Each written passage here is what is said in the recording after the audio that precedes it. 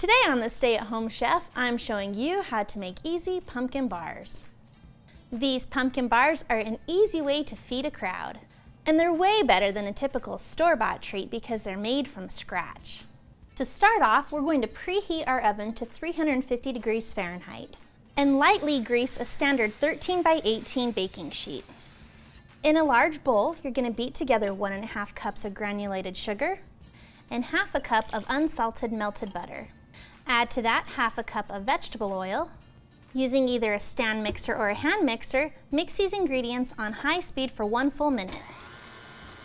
Then we're going to add in 15 ounces of canned pumpkin puree, which definitely looks like baby food, 3 large eggs, and 2 happy little teaspoons of vanilla extract.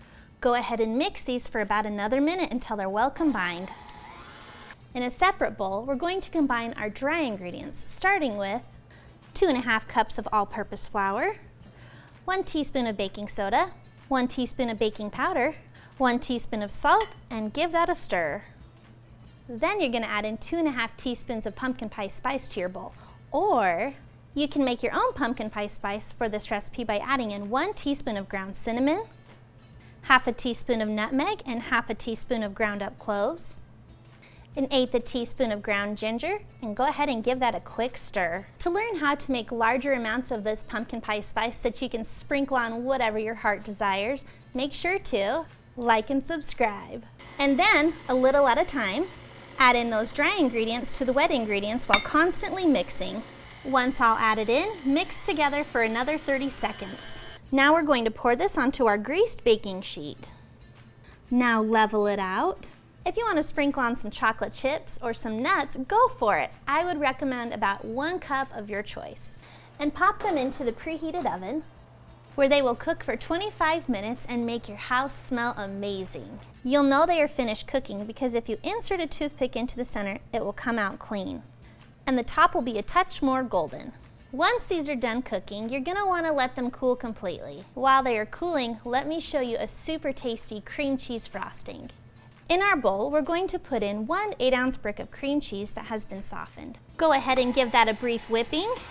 Then add to that 1 cup of granulated sugar and 1 teaspoon of vanilla, and whip that together on medium-high for 1 full minute.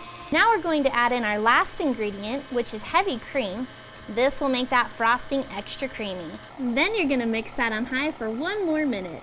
Once the pumpkin bars have cooled completely, you're gonna frost them with that delicious cream cheese frosting, and then you are ready to eat.